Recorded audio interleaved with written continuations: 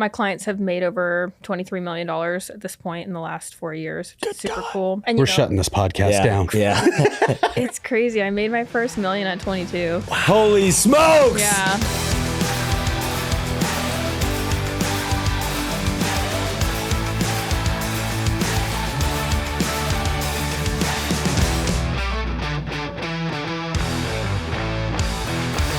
Welcome to Coach 'em Up. I'm Tim. This is Zach.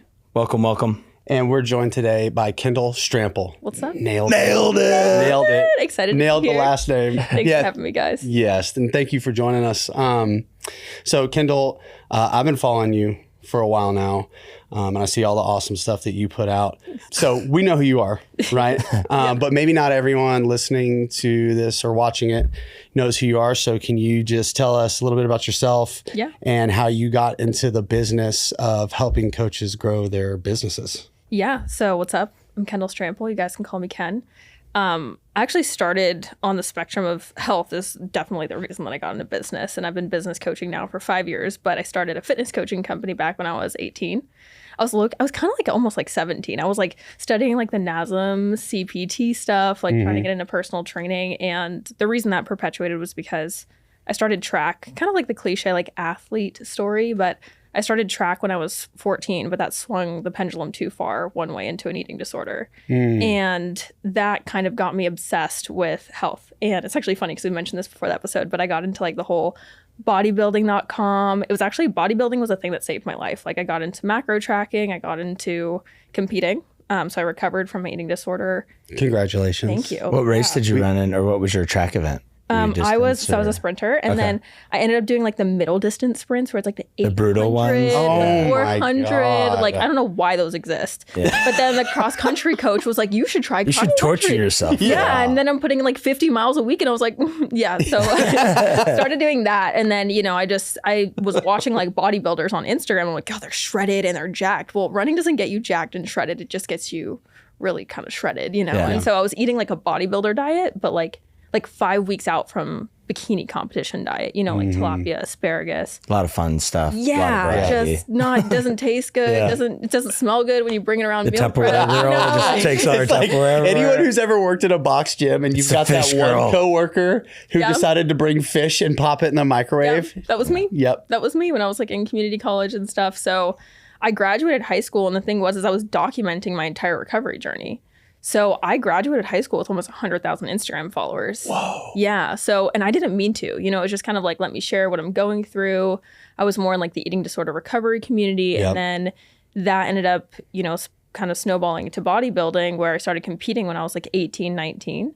And at the time, that's when a lot of people were coming to me saying like, hey, can you help me like grow muscle, build muscle? A lot of girls from the eating disorder recovery community. And I was like, no, this is like not in my scope of practice. But then as I started to grow more and I started to get into like the macro tracking and like really understanding nutrition, I was in college and girls were just like reaching out to me, asking me, hey, like, can you help me? And I was like, I guess. My first client was, she actually lived in Switzerland. No way. So crazy. Nice. Yeah. And I signed her for like, I don't know, like $100 a month. And I was giving her like, I'm rich now. yeah, no, you're like, yo, at 18, like you get that money in your bank account and you're like, oh, I'm loaded. I was like, oh my gosh. It was just, when you just like poke outside that box that you've like been in. I was like in a small town, in Pennsylvania. So like no one was doing that kind of stuff. Right. And she became a client and she just had the sickest transformation. Like she gained like 40 pounds working with me, which she needed to though. Like she was super underweight, like underfed and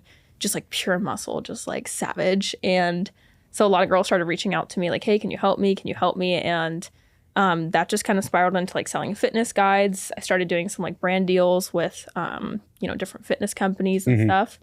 And it just kind of spiraled to where I was like, wow, I'm making like $2,500 a month. I'm going to drop out of college naturally. $2,500. First of all, I have made it. Literally. Yeah, fuck college. Yeah. That's how I felt. So I was really, really lucky. Like everything in my life just felt like it kind of lined up. I was in community college. My parents made me stay home. They didn't want me going away to university because they were like, if you relapse, that's just not going to be great. Yeah. Which was honestly a blessing in disguise because I got into the honors program at the community college. I was like, oh yeah, I'm super smart. Let's go.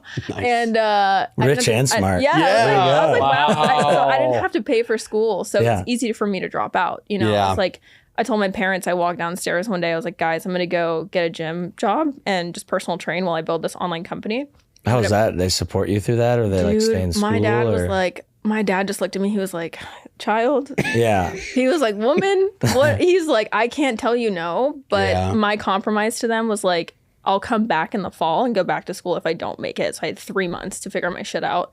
And I had just competed. And basically, I got into high ticket sales. So I got into learning how to actually sell like full on coaching packages.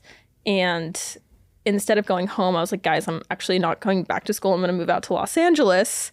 And I was 18. Keep in mind, I was 18 at the time. My parents like, you're psychotic. And that's crazy. Yeah, I moved out to LA. And then it was just kind of like I had that dog in me. I was like, I have to make it now. Well, you know what I'm hearing when you said that? Not to interrupt, but like you burned the boats. No, I had. Yeah. Yeah, you did it. I fully did. I was so delusional. That's good though. That's good though. Delusional. Yeah. Like just like the naivety at that age and like that naivety of just like, like, I don't really know what I'm doing, but I'm going to make it work. And you know, I shadowed under some really cool trainers at the gym that I was training at. So I learned a ton and just kept investing in myself to learn more until the point where people started trusting me. I don't know why they trusted me at the time, but I was like, you guys believe in me. I'm going to show up for you. So let's do this thing. And when I moved out to California's not cheap. No, it's not cheap. Not one bit. No. So I was like, okay, well, I really got to make this work.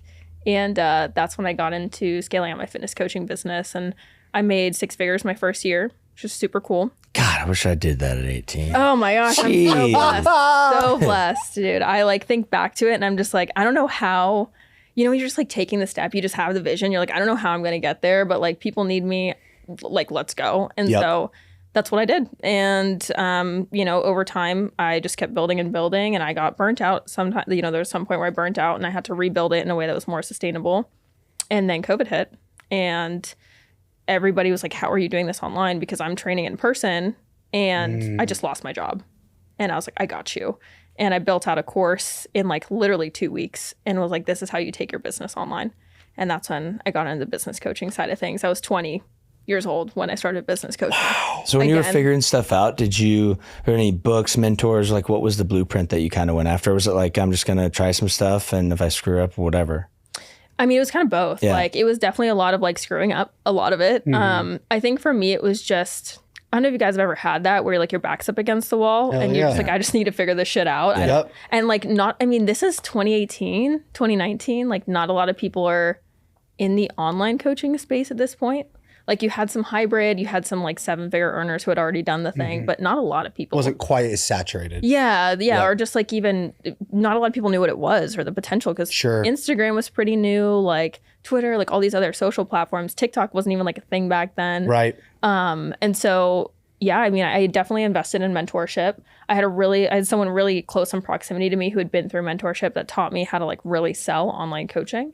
And that helped me out a ton because I really figured out, okay, I can actually do this thing and sell bigger packages and like really get people to lifetime transformation because like fitness guys weren't there. That's not where it's at if you want to like really create a transformation for someone. And I was doing like the booty band workout. 8 weeks at bigger butt. Yeah. It was like, I had no business. It's so funny. But and so mentorship for sure. But I think another part of it was like I needed to innovate on the processes that I was creating. And I love operations. It's like my favorite thing. And I just kind of created it as I went. I was like, what do people need? Okay, what's a system that I could break down to make that happen? And just created a lot of the processes. I mean, now along the way, I've invested hundreds of thousands of dollars in mentorship up until this point. But back then, I think it was more of just this naivety of like, let's fucking go. Yeah. I want to tease a couple of things out that you touched on. One is, you know, you talked, and again, congratulations on being in recovery from ED. I'm in recovery from addiction. Cool. Good for you. Similar paths, different though. Yeah. And I just think that it's really awesome that you were able to take this thing and that you were able to overcome and then immediately turn around and kind of make it one of your biggest assets. In the way that you were able to help other women attain their goals and hear it from someone who's been through it. So like I hear you walking the walk, which is like, you know. The embodiment piece is huge. Massive. Yeah. And then, you know, the other thing that comes to mind too is, are you obsessive? Oh my gosh. Okay, so listen, here's Me obsessive? something I notice that I'm picking up particularly, and this is like, I have a bias here because I'm on that end of the spectrum, more anxious, obsessive kind of, yeah. But a lot of people who I've seen been able to bury themselves into something and really fully commit also seem to have those personality traits. Totally. Would you say that that's a fair assessment or? Yeah, I think for me, I'm obsessed. Like I tell my clients that all the time. I'm like, I am obsessed. Like I'm not the kind of coach who's like has these like crazy boundaries with my work where it's like, if I have an innovative night and like it's 9 p.m., like I'm grabbing my laptop. And like with that, like an athlete, right? Rest days are just as important. Like I'm going to look at when I need to rest, when I need to recharge. But I think it's an equal mix of like passion and obsession. Yeah. And there are seasons too where I'm like, I don't want to say not as obsessed, right? Because like we are the type of people that like we can't turn it off. It just it doesn't turn off, and I don't want to turn it off. Like that's what I tell my clients. I'm like, I don't like when people are I'm in like, go mode all the time. Yeah. like it's like, don't get me wrong, I love a vacation. Like I travel a ton. Like I take my time off, but like yeah, if I see something when I'm like on the beach, I'm like, ooh, that'd be like a good idea for this. Like I'm running with that. I'm not telling myself like, oh nope, like you're resting right now. Like you can't. Like I think you have to know yourself well enough. I think in the beginning of entrepreneurship, that's not the case. Like if you become too obsessive, you can like burn out if you haven't learned how to regulate yourself. But I also think it's kind of part of the process. Like I think almost every entrepreneur needs to go through that at some point. You almost need to get to the point of burnout. Yeah. I think some people are so worried about burnout before they even start. That burns them out. They're like, what if I work too Yeah. hard and I get tired of it? It's like, well, you haven't started, so it's fine. It's almost like paralysis by analysis, Totally. where you actually get so stressed out about the idea of what if I get too stressed out. Yeah. And which actually kind of brings me to one of the topics I want to talk about. So can I just paint the picture of generally what I see in strength and conditioning training of like the typical trajectory of a trainer or coach, just in general in fitness. Pop off. Okay. Pop so Go off, King. typically what I see is like, almost all of us start training hands-on, right? And then there's usually like some sort of defining quality for a trainer or a coach. Like you either look really good, you put out excellent educational content, you've worked with high-level fitness competitors or athletes, or you have something like a unique physical quality that people want to obtain. You're really fast. You can jump really high. You're super good at you know what I mean? A skill. Yeah. And I feel like more often than not, like those are the things that kind of give people the confidence to start creating content. It's usually piggybacking off of one of those typical things. Right. They start creating content. It starts to do it really well because people are attracted to them for whatever any of those reasons or a mixture of those reasons. And then eventually they decide, okay, perhaps I should create some sort of product. And then that's kind of where it ends. If people even make the leap in the first place. Right. So that brings me to my first question. Let's say you're talking to a trainer, a coach, and they've been doing the grind for a long time. And they're saying to themselves, I would take social media or I would take content creation seriously, but could you make the case for why they should consider it? And then also like how? Like where does one begin? Yeah. I mean, just speaking from my own experience, like I can't imagine my life without social media. I like for so many of my clients and even all of my friends, like all of my friends have had their come up on social media. And it's ridiculous how much impact and money is on the table because you have the world at your fingertips. Like you walk into a box gym and it's like, cool. You have not even the whole local community. You have who walks into that gym and whoever's marketed to walk into that gym. And now, fortunately, gyms are leveraging social media, right? But it's like my first few clients were international, and it's like with social media, you have the entire world at your fingertips. And not only that, but it's like you don't have to just work with Gen Pop. I think that's the thing for a lot of trainers is like sometimes they'll burn out because like I remember one of my first clients when I was training in person had gout in her knee and she was like 70, and I was like, as much as I loved working with her, I was like, I had this vision to build something that was this massive community. And I think a lot of trainers don't even recognize what's possible for them Yeah. because they have social media at their fingertips. So it's like you could build a really dope community of people you're obsessed with working with just from simply putting your own story out there on social media. And I think with trainers, the one thing, we're seeing social media shift a lot right now. I mean, over the last few years, it's shifted a ton. But I think the one thing with trainers is like, if you want to take your business online and you want to attract the kind of people that you want to attract, a lot of it starts with them. It starts with their own story. And it starts with building out the personal brand piece of things. And I think for a lot of them, it's kind of scary when they first get started because they're like, oh, I have this skill set. And it's like, you can educate to an extent, but like nowadays information is a commodity. And I don't say that to people listening to be like, oh shit, like now it's even harder. It's like, no, what's actually really cool is you get paid to be yourself in addition to the skill set that you have, not just I get paid because I have this skill set. So you get to attract the kind of people that you actually want to work with, which, you know, is like the dopest thing on the planet because it's like you get to be with people who are, or work with people who are a similar personality. So the community aspect is really, really sick.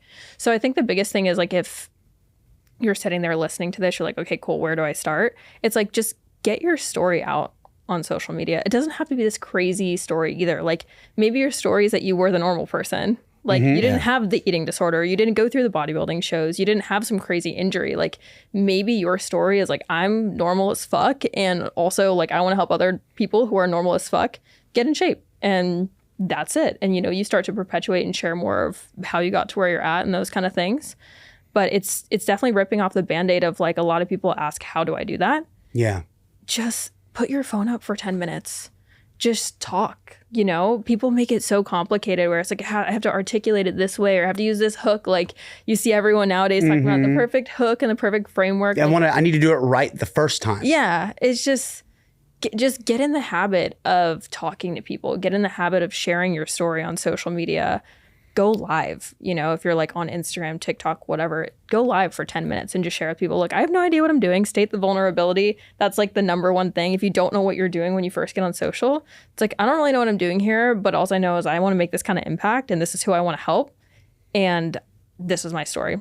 Here's how I got here. And it could literally just be that simple to start because it's like building the confidence muscle. Like you're just giving yourself evidence that you're able to do the thing. And that's the first thing when it comes down to social media is just showing people like, I'm here to help and this is how I can help you. I feel like that's the easiest thing is to like be yourself, but also the hardest because you are yourself. And I think people forget like if you have, you know, like we talked about earlier, you have friends, like there's at least a small group of people that like you and are willing to tolerate you and whatnot. And it's like, why not share what makes you you? You know what I mean? But that is kind of scary to be like, all right, this is me. We could have people really like that or hate comment. Literally, yeah. Totally. Yeah. Do us a favor and hate stop. From Sweden. Yeah. Literally.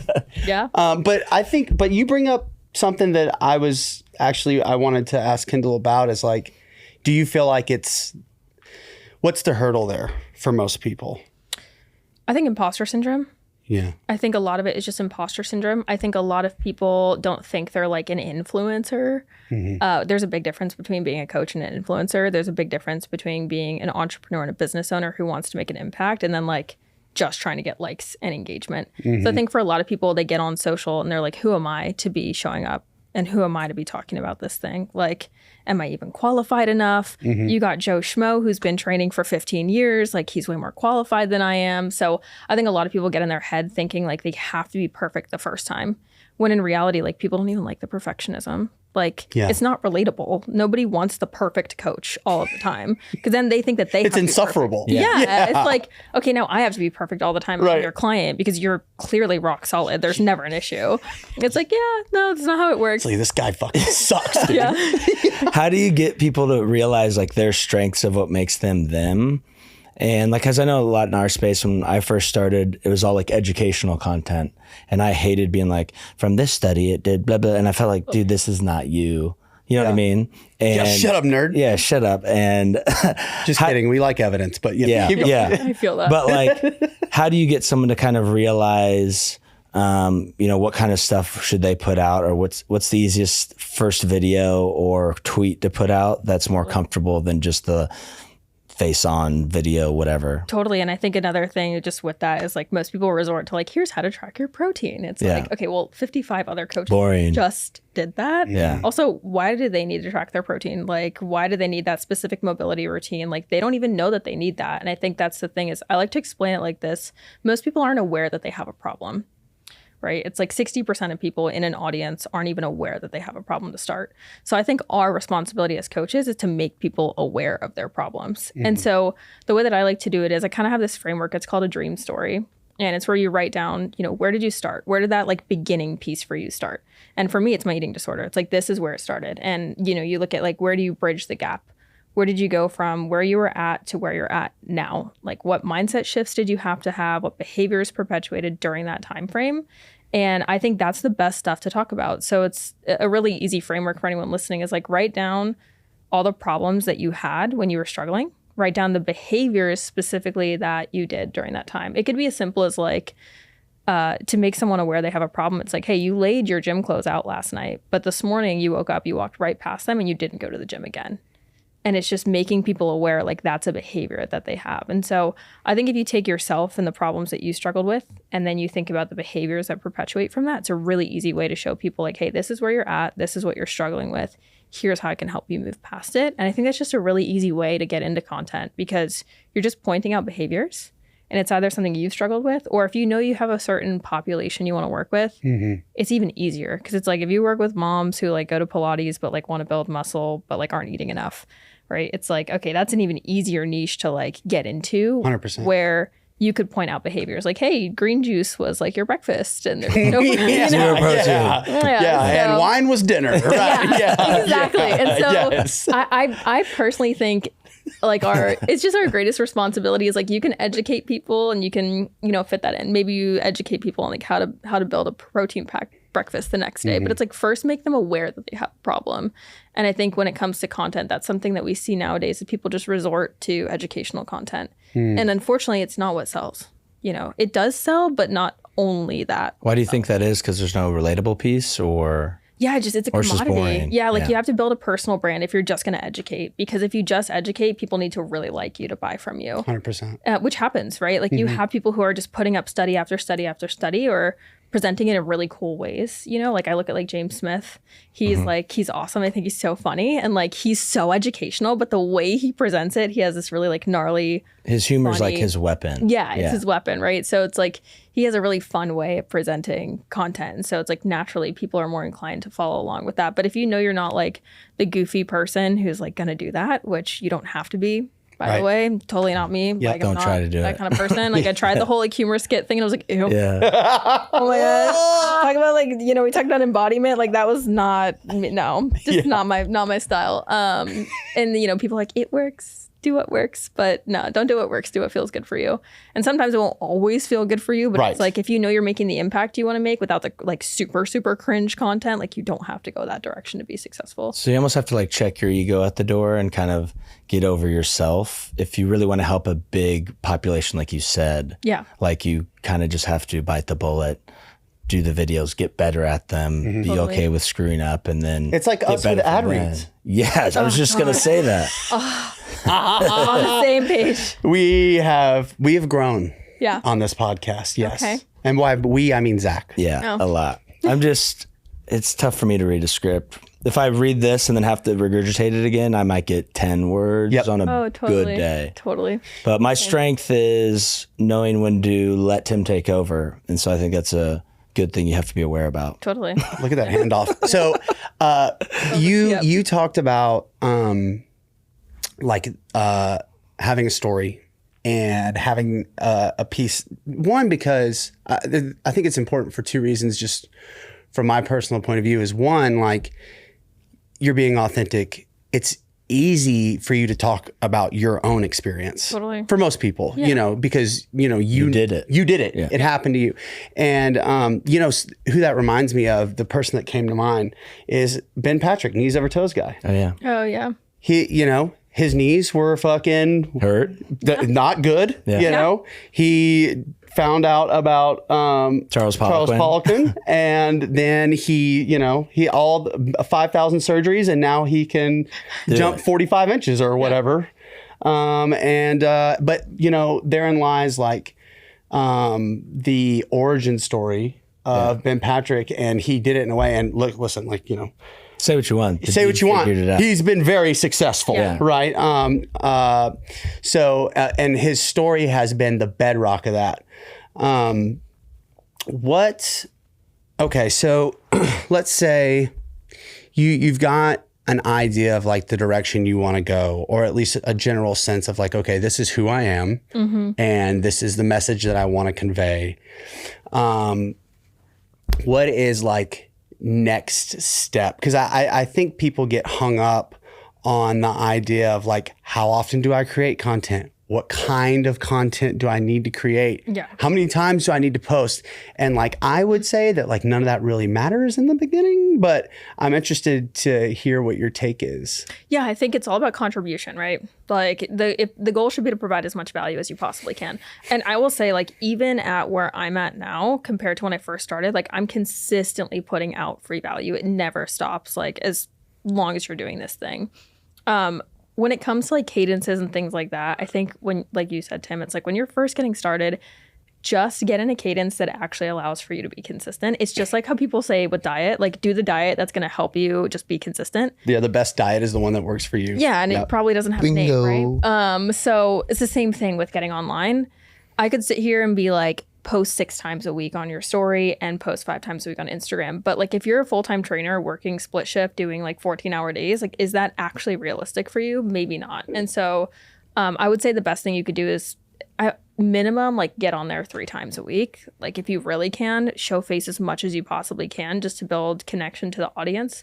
I think when you start to establish yourself more, that's when it's like, okay, get in a cadence with content where you're able to put out, you know, 3 to 4 reels a week. If you're using Instagram's my main platform, so that's what I tend to speak to. But, you know, get exposure through putting out Instagram reels. I think that's one of the most important things. Leverage your story to start either offering things for free or build out an offer and actually put the offer out online that people can jump on and, you know, take some consultations to get people in the door.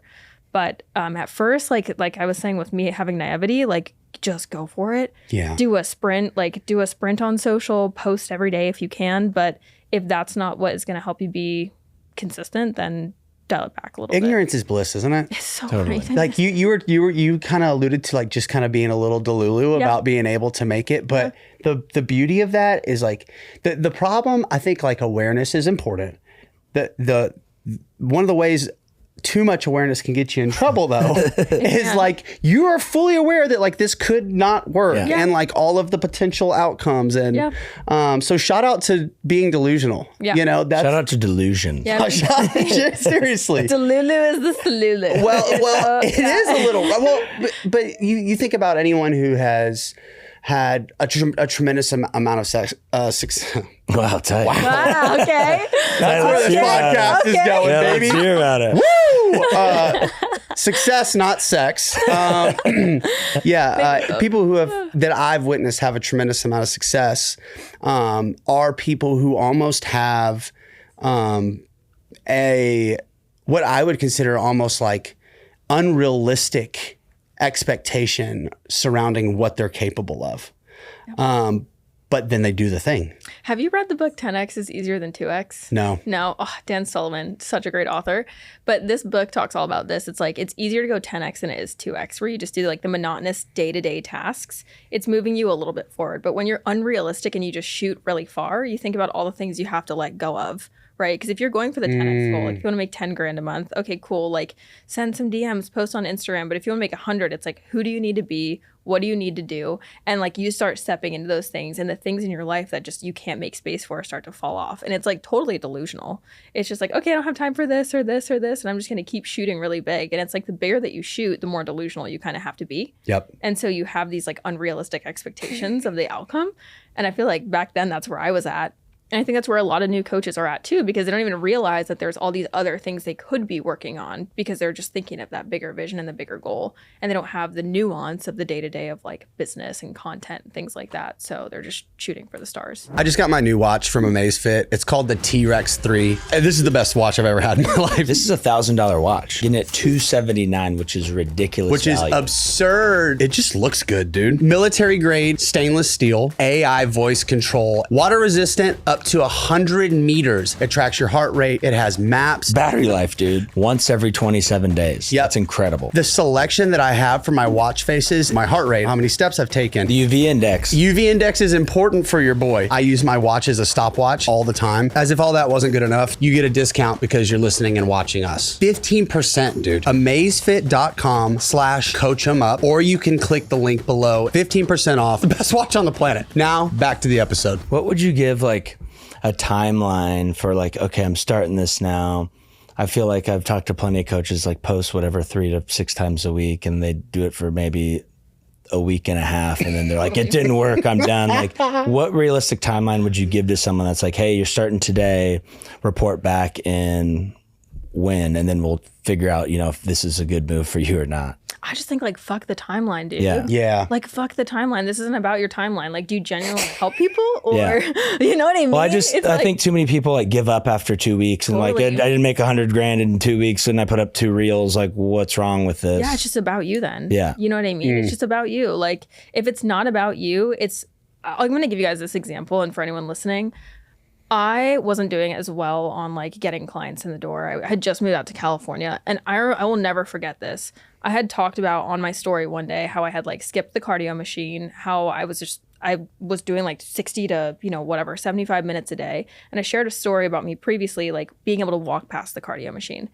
And for me, that was huge because, I was recovering from an eating disorder previously. And this girl messaged me, and my story views were trash. Like, there weren't a lot of people like watching my page at this point. And she was like, dude, I walked past the cardio machine today. And I was like, imagine if I never fucking spoke my story that day. Mm-hmm. Like, that girl had been severely underfed, was like overtraining, cortisol through the roof, still recovering from her own eating disorder. And like, that was such a huge win for her. And so for me, I'm like, damn, imagine if I didn't post that day because my ego was like, well, you didn't get engagement yesterday. Right. You know what I mean? And so it's like, when you stop making it so much about the engagement and the likes and you actually focus on the bigger picture, like, you're going to consistently show up no matter what. I think where it gets a little difficult is now you see so many coaches popping off really quickly. And so a lot of new coaches will compare their timeline to like, theirs. Yeah. And so it's like, don't compress your timeline. Like, your success is going to come at the rate that it's supposed to come at in divine timing. And I know it sounds like woo or whatever out there, but like, you have skills to develop as an entrepreneur. And like, again, it's that your back's up against the wall kind of thing, where it's like, you're not getting the traction that you want because you're being taught that you need to have consistency, and not even just consistently, but like consistency, but it's like constant, like it's a constant thing. I think if people in the coaching space keep seeing content production as a timeline where it eventually gets easier, like, I don't have to post as much, then you're probably not looking at the bigger intention, which is the vision that you're going to short-term gains. Yeah. Mm-hmm. And so, and if you're in this for you're money, only thinking of the 2x. Yeah. And it's like, if you're also just in it for money, like, this is not the industry for you. Yeah. Yeah. Like, it's just not the industry for you. Like, this is about behavior change. This is about shifting the way that people see their reality. This is about you leveling up as somebody that can lead other people in a movement. And I don't think a lot of coaches think about that when they first start. It's like, okay, how do I get this, like, the first client, which makes sense. Like, think like that, because you just need that first client to expand and to see outside the box of where you're currently at. But at the end of the day, there's a bigger reason you're being pulled to do it. It's probably not just money. It's probably not just signing that one client. It's probably because you have a movement you want to create. And so what's that movement? Start building around the movement. I think a story that's similar for people who are interested in creating an online business or an online brand, it's about having a bigger impact, not being entirely happy with their current situation. Totally. And seeing that it's worked for other people.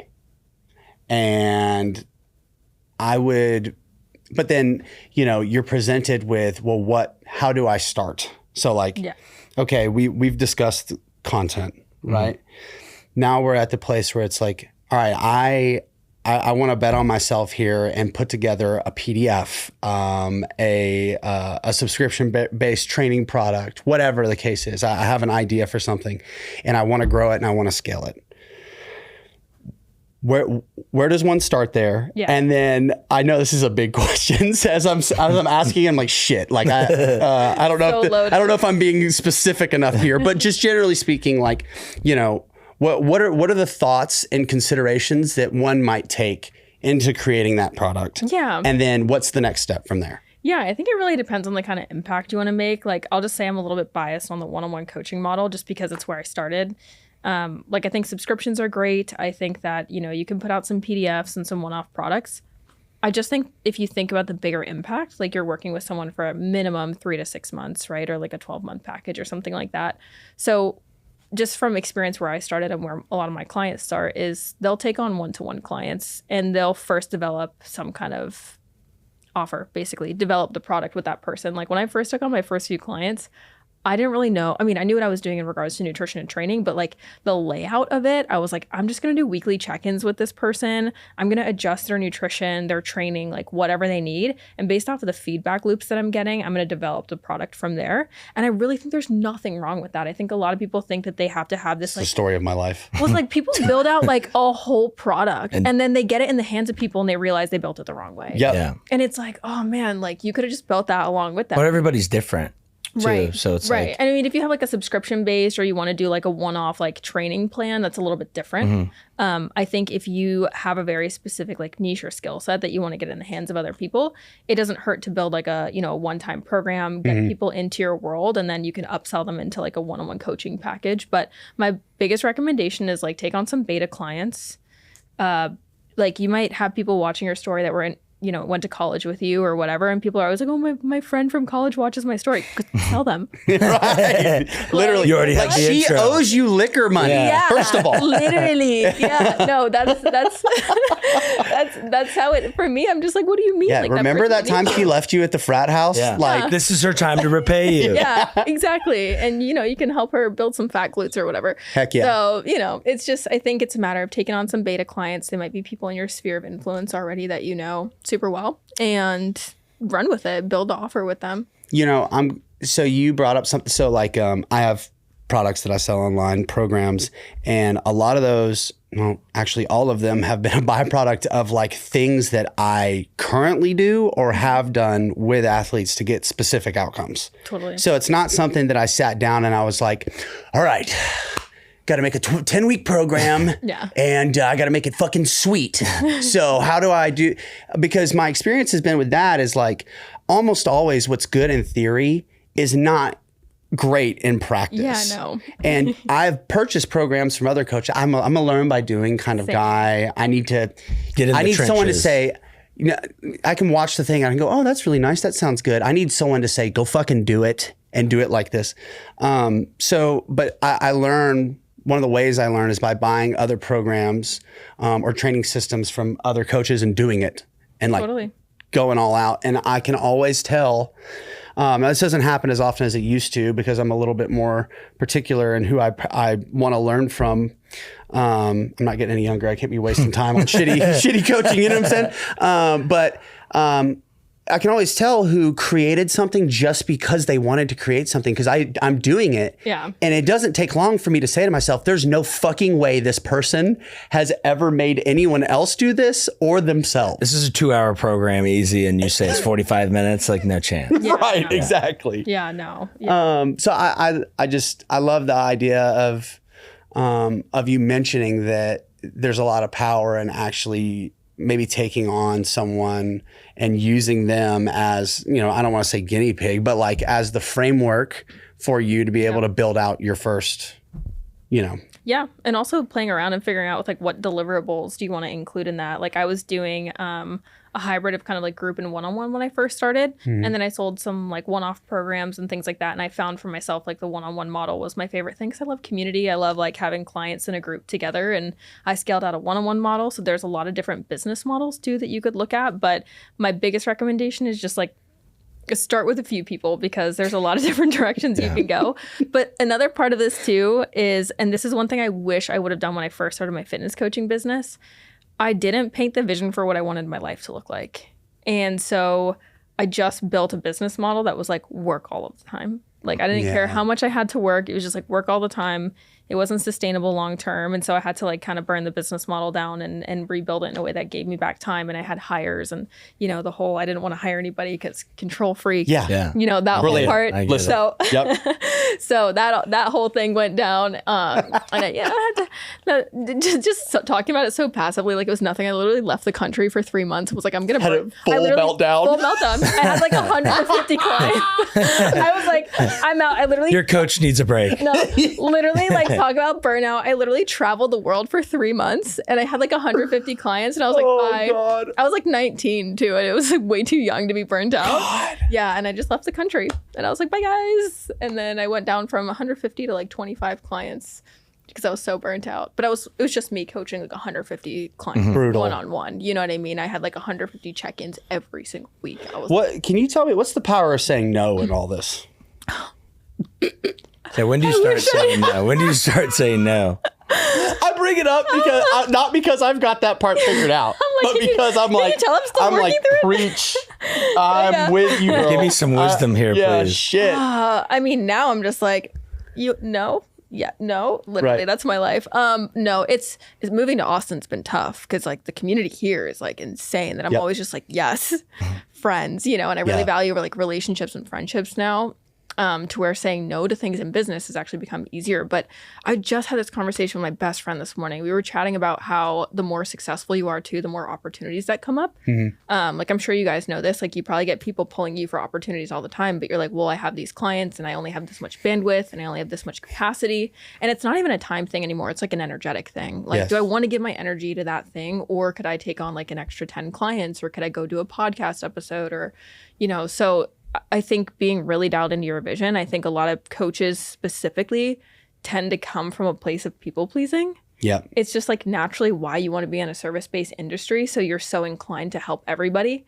And it's easy to say yes to everything. And so it's actually better to be protective of the vision by saying no to the things that you really mean no to. And it's just like a simple check-in with yourself. Like, do I actually want to fucking do that? Right. No, I don't. What's your thought process when you get presented something of like, do I really want to do this? Like, what are the couple steps you go through in your head of, is it worth my time or not? Yeah, that's a really good question. Fucking great question. Yeah, I'm curious. That's a good one.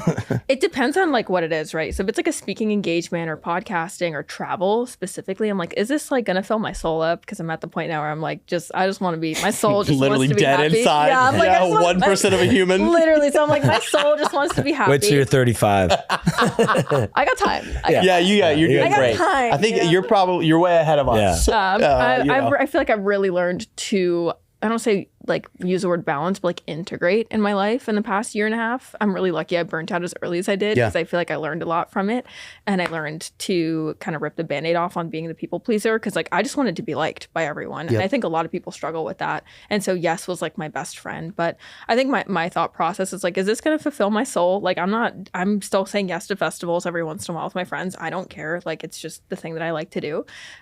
Is this going to benefit a relationship? So like if my friend is like doesn't care to compensate me, just wants me to go talk, wants me to do something, like is this going to pour into this person? Do I love this person? Do they energetically pour back into me?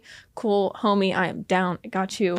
And then the other part of it is like the vision piece, you know, like is the exchange actually going to support? I'm obsessed with my clients. Like I'm just obsessed with my work. I'm obsessed with my clients. And it's really easy for me to say no now to things that just don't benefit my clients or honestly my own energy. Like sometimes I say no to a training session if it means 2 extra hours of sleep because I'll energetically be able to show up better that day. And I know it's maybe asked backwards to what you see in the space where it's like, no, get the training session in. But like, you know, female hormones, like sometimes you just need to sleep. Sleep 2 hours, train 10 hours, work 15 hours. Like, don't sleep. I'm not an optimally functioning human when I just don't have like 7.5 to 8 hours. Well, it's good to recognize that. I find that too. Like if I don't get 7 to 8 hours, it's tough for me the next day. I used to be like 5 hours, I'm Gucci. But well, like how could we do that? I never actually, I just because I used to conflate being able to suffer really well. That you actually did. That I was, but I was actually actually just doing a shitty poor job. A poor Yeah. job. You're awake, but this I'm is like poor there. You know what I mean? performance. Like physically, yeah. Guys like that. They're like pain, like, but Well, there's so much messaging on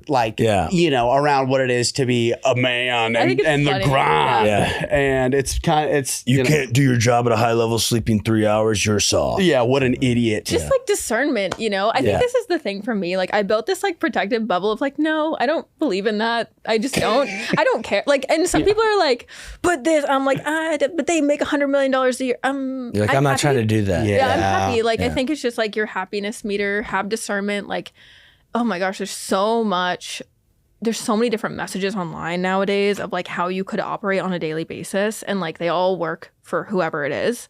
But like, what works for you? Because I think that's important. And also what season of life are you in? Like I had a season of life where I was doing a split shift and I was at the gym for like 14 hours, would get my training session in between, couldn't drive home. And then I still had to work on my online clients.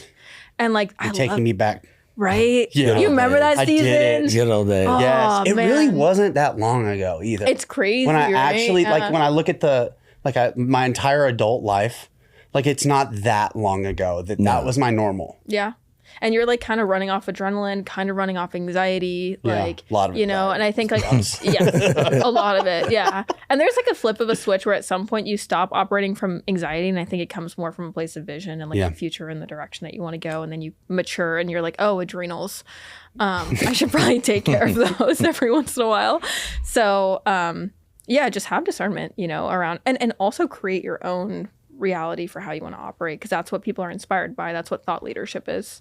It's like, I don't want to go to sleep at this time. I do want to wake up at this time. So I kind of created that for myself. And then just so happened that a lot of 20 to 25-year-old women were like, I like the way that you operate. Can you go into that? Like when you were traveling, finding yourself, what kind of things did you realize? Like what's important in your life? What things do you actually want to go after? It wasn't just, I'm sure when you first started, it was like, I need to get the bag and help people. Obviously. Right. But like at what point were you like, okay, I need to reframe my life because this isn't sustainable? Yeah, well, I will say, just speaking from the beginning part, I actually don't think that it, like, just transparently, like, sure, impact, but it was like, I need to get the fuck out of my environment. Yeah. Like, I hated my hometown. Like, I could not stand my hometown. I felt just, like, so limited where I lived. And, like, I pushed really hard in school to, like, go to a big school and then to be told, like, hey, you're going to a community college. Back when I was graduating, like, your identity was the school you went to. Oh, yeah. You know what I mean? So it was like, oh my God, I'm like a failure. So I was like, okay, let me prove myself. And I think a lot of it was like achievement based when I was first doing it. But no, to answer your question now, I think as it's evolved, a lot of it has come down to like, what are the things that fulfill me in life? And dude, I love my friends. Like I love my friends. It's actually really funny. I think in the recent years, like the business has really provided me with just like so much stability, and it's also really cool because I get to help other people do that. But it's like, who are you without the business?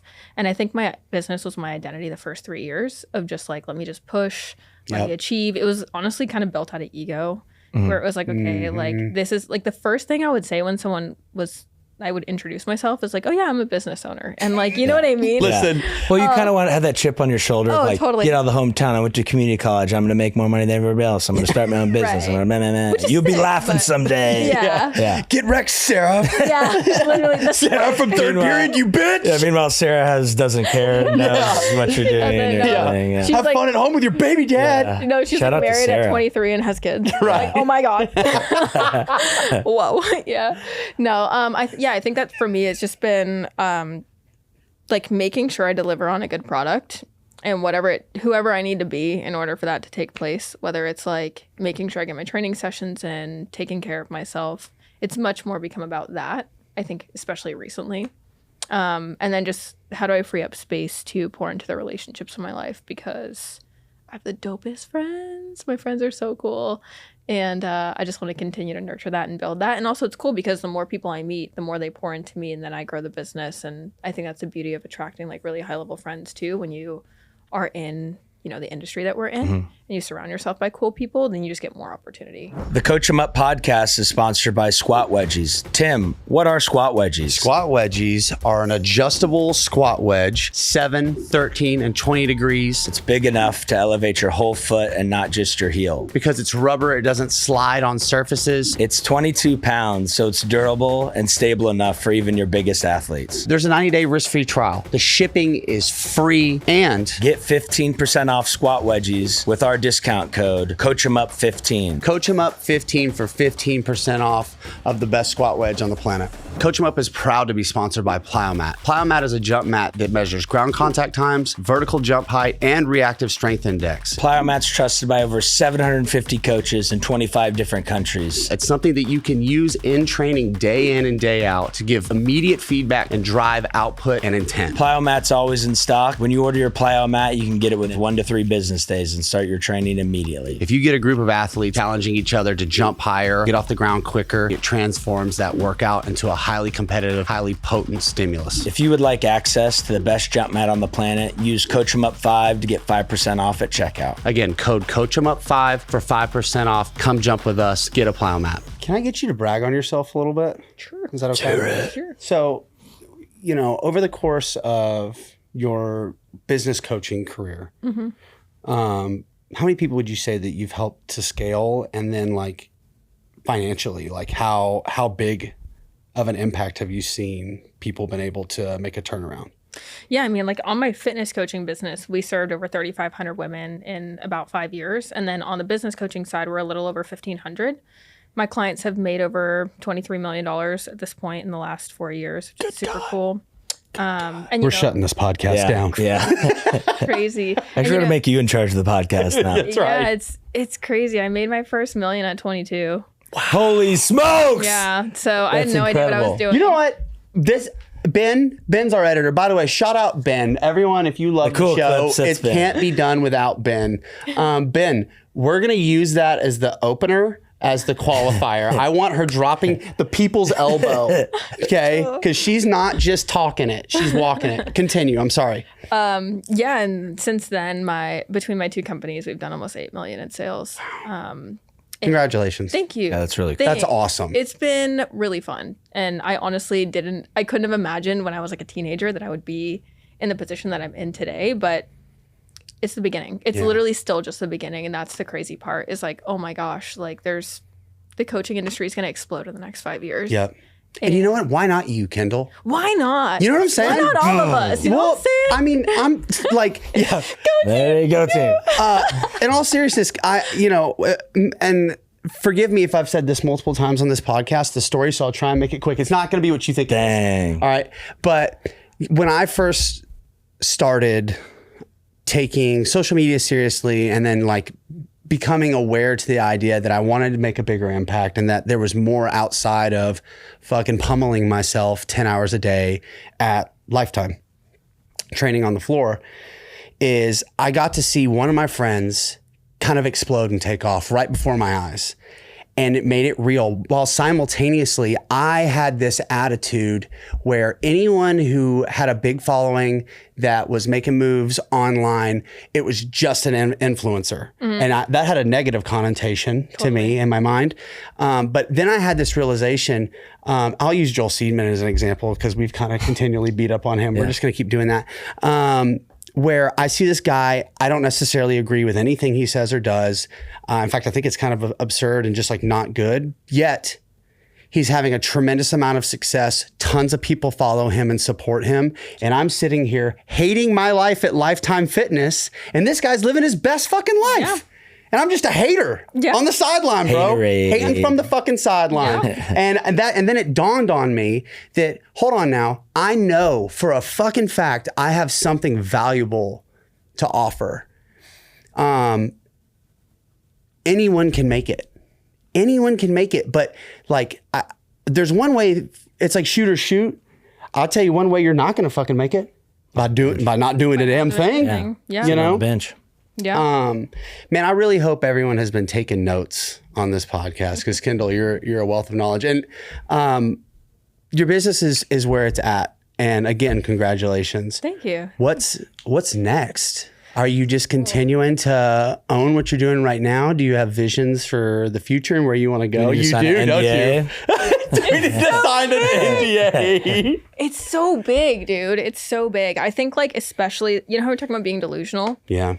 I just realized like the more delusional I am about the way that I run my business, like I'm grounded in my systems, I'm grounded in structure. I think you need all of those things.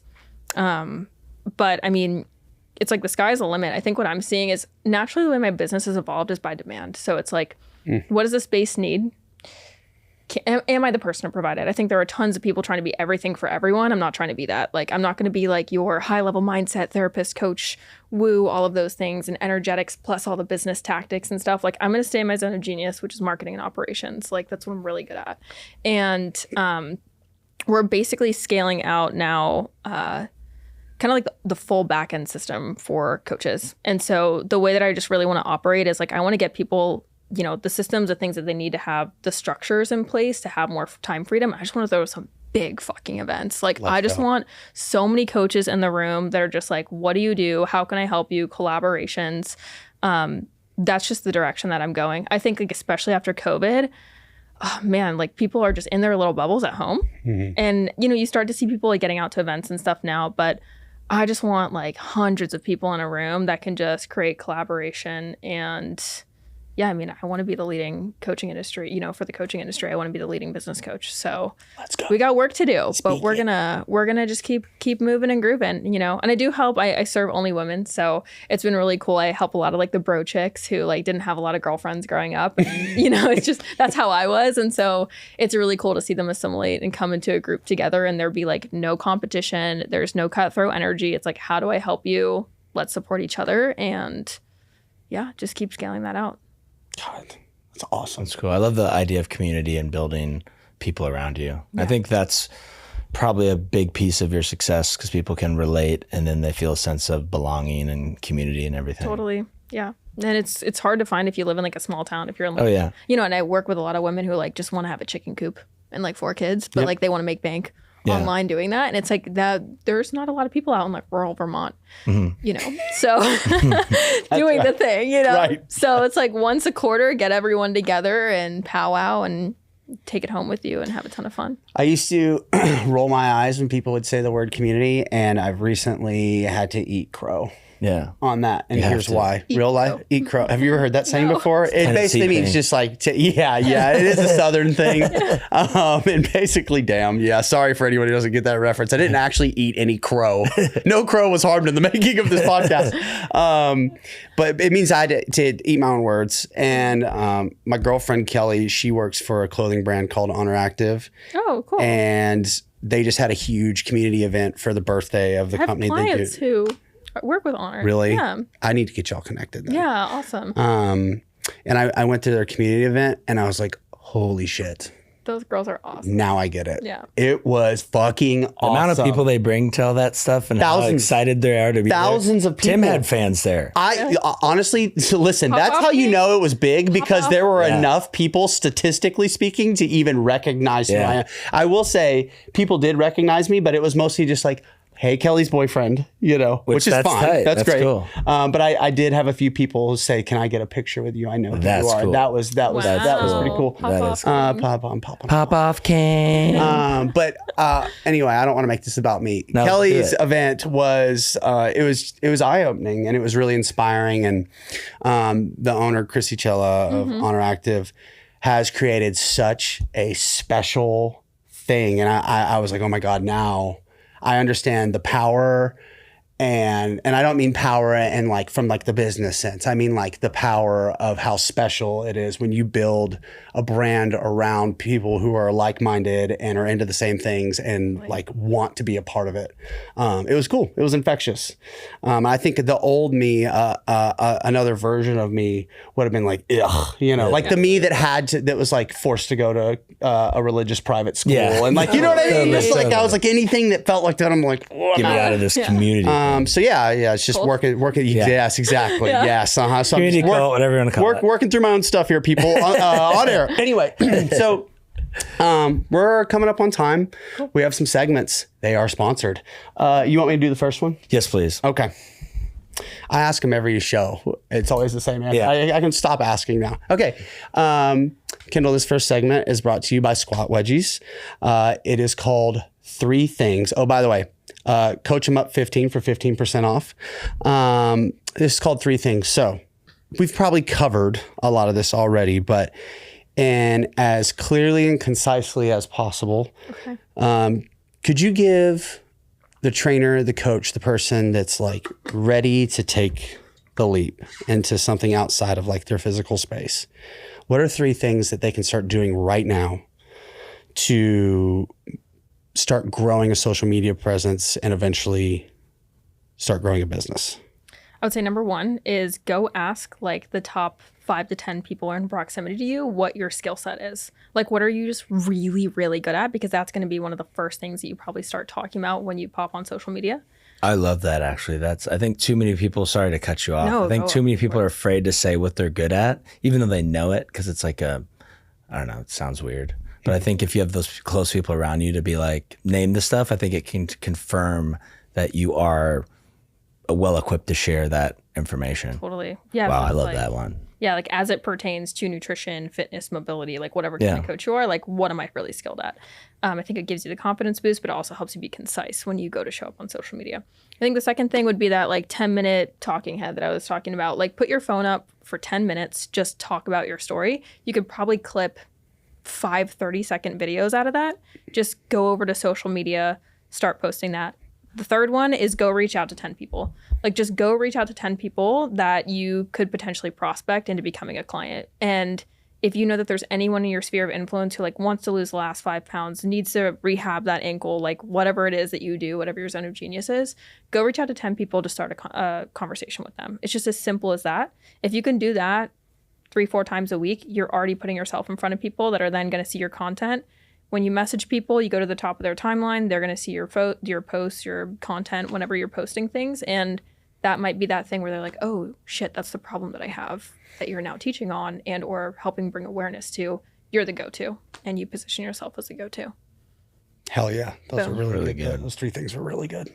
Wow. Thank you. Got you. This next segment is brought to you by Plow Mat, the best damn plow mat on the planet. It is. Coach 'em Up 5 to get 5% discount. This is called Rant and Rave. So we'll start with a rant, anything you're seeing in the industry that you want to, rant on, and then we'll sandwich it by some positive things you see in the business coaching world. You can do a few rants. There's no limits on rants. The look. I'm feeling like it's going to be kind of spicy. I'm ready. Yeah.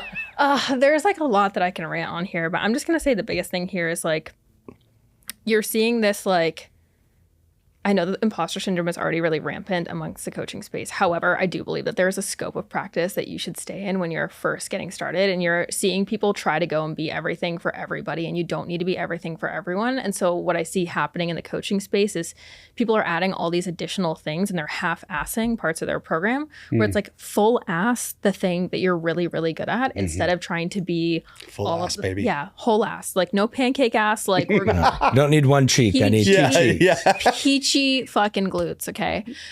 I would say just stick to the thing that you're really good at. Go all in on it. You don't have to be everything for everybody else. You don't have to step outside of your scope of practice. You don't need to be people's therapist. Like you simply just need to get them the result that they are coming for. So that's my small little rant. And then Rave, what are some great things you see kind of in the space? Oh, there's also a lot when it comes to this too. So I love coaching. So I could talk about this forever, but I just think the opportunity that we're seeing across all different social platforms, like what I'm really loving is that right now personality-based content is going viral. So like you could literally just talk about things that aren't even about what you do.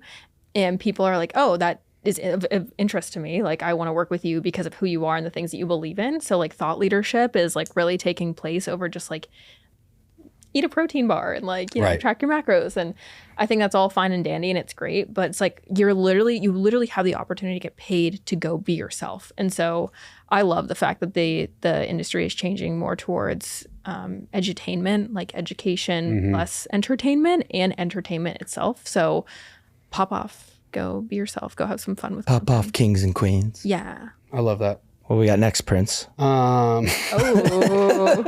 This is one of my favorite segments as well. So this segment is brought to you by Amazfit, and they have gifted us with the T-Rex 3, which is a fucking badass watch. How cool is this, Kendall? And again, I'm going to say this every episode. It's named after a T-Rex, and the 5-year-old in me can't get over that. I'll wear this watch till the day I die.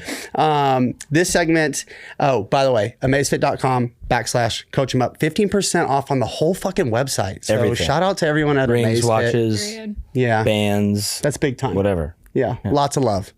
I think I just broke the microphone. So this segment is called Unsolicited Advice. Okay. So right after here, you're going to go and you're going to grab a coffee and you walk in and you're going to place an order and there's someone in the line right next to you. And for whatever reason, you feel inclined to lean over and whisper to them a piece of advice. It can be about anything. It can be fitness related. It can be philosophical. It can be anything that you would like to impart on another human being. Oh, this is so good. We try here. Yeah, this is so good. I think it would just be like, make somebody else smile today. Like, just make someone else smile. It's really simple.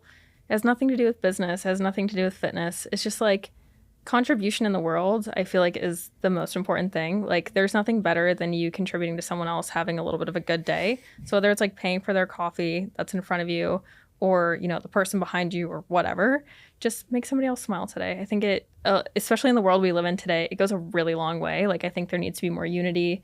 I think that we all need to come together more. And so it's just like, hey, if you can do that for one other person, then pop off. Let's go. I like that. Yeah. Well, speaking of smiling, we've been all smiles today. This has been so much fun. Yeah, this is awesome. Yeah, it's been a this is blast. And I was already expecting you to come in and crush this thing. So, I hope you didn't feel the pressure of that or anything. But how fucking awesome Yeah, was this was fun. This I was really, I would. I now understand why you're so successful. Yes, Thank you. yeah, so impressive. Thank you so much for Yeah, I coming and spending time with us. I'm gonna go out on a limb, say we're probably gonna ask you to come back on, and maybe we can like niche down on some stuff and get into the nitty gritty. Before I press the stop button, can you tell people where they can find you and how to get closer to Kendall? Yeah, I'm on pretty much every platform. So YouTube, Instagram is my main one. TikTok, you guys can just find me at my full name. So Kendall Strampel. Feel free to send me a DM. I'm the one in my DMs. I always have to disclose that to people. It is me. It is I, Kendall. Yes. And I will respond and say hey. So Awesome. Cool. Kendall, thank you so much. yeah, Thank you so much. Everyone listening and watching, thank you so much. Please don't forget to subscribe. We love you. Thank you. Bye. Peace.